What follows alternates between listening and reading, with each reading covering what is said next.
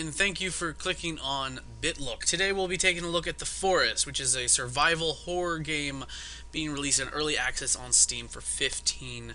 The Forest is in very, very early access. This is only version 0.01. So we'll be taking a few looks of this game and we'll see what the whole thing is like. So first off, let's go ahead and take a look at the options menu while I can hear him breathing very heavily. So we have different presets, and I have to say, one of these options I really love is laptop. So according to what I was able to try out on my own laptop, it actually helps with the energy reduction in how much your laptop actually uses when you have this setting and you want to play The Forest, which is very nice setting. Wish more indie games would actually give you the option for that. So we are in a airplane that has crashed in the middle of a forest, and we can eat. We've got an axe now, and we need to find supplies. So there's plenty of supplies, of course, in a crashed airplane. So let's hope that we can survive. So when you get out into the forest, you'll notice that every single time you restart the game, you will be in a different part of the forest, which is very, very cool. It adds a more random element to it. This is not going to have any multiplayer, so this is not going to be like Rust or DayZ. This is going to be primarily a single-player experience in the early days of development. They did say on the website that they will be looking towards getting multiplayer working later on, perhaps, but we'll have to see. So anyway, we have an axe. And I have to say, I'm very impressed by the animations they've got here when you actually start chopping down wood. It's actually pretty nice, and you see degrading of the tree itself. And it does look really nice. It takes a lot of swings, of course, but the whole survival aspect is quite interesting, as you do have to constantly eat and make a fort and stuff like that. You also then, actually, not all the items just randomly go into some weird infinite backpack, but instead you'll actually have to carry the logs, which we'll see in just a second once this actually... There we go. And timber! I think. I was getting worried there it was going to fall on me. So as you can see, it's actual pieces. So let's pick it up. Alright. This looks like a pretty open area, which is nice. Let's see what we can do here. So B is our little survival guide. So let's see the basics. Shelter will store your energy, can be used to hide from predators and also save your game. Okay, so let's build a shelter. We're going to need 6 sticks, 6 rocks, and 4 logs. So it looks like we already have enough rocks, and perhaps a couple of logs. I don't know about sticks though. Let's set this down for a second and look for some sticks. I'm assuming we can just cut down these smaller trees and get sticks. Yep. Okay, cool.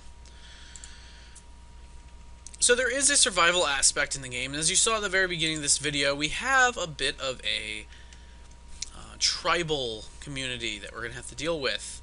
The only question is when. Most likely at night. And I have to say, I'm overall pretty impressed. For such an early build of this game, I'm very impressed with, one, how gorgeous it looks, and just how the survival aspects seem, one, very basic, but also very deep at the same time. So we should have plenty of that. Where are some rocks? I think there should be some under the rubble. So let's take a look. Okay, there's one rock. Going to look for rocks. I think we should just take everything. Now, you do still have your, standard survival infinite backpack to carry stuff in like in some other survival games. Let's see. Ah, there's a rock. Alright, we should have enough rocks now. Let's try to build that fort. So, let's grab our... Oh, another rock. Yay. You can never have too many rocks. Okay. Click to place. Alright, yeah, it looks good.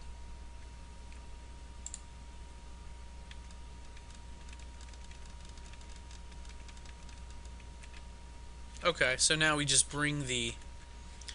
Okay, that's nice. So it actually gives you an outline of what exactly you need, and then you just bring it to the shelter, and it'll also tell you what you need. That's actually very nice and very clever.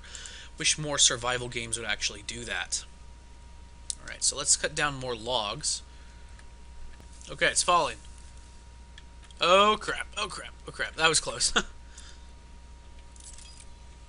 Alright, so there are animals on the ground which we can probably use for food later on. So I also...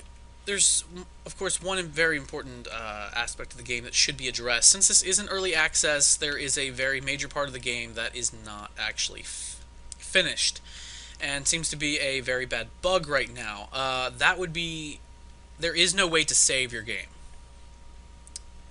Yeah, that's right. There is absolutely no way to save your game at this point. So if I do another video, I'll be starting all over with building mechanics and stuff like that yet again.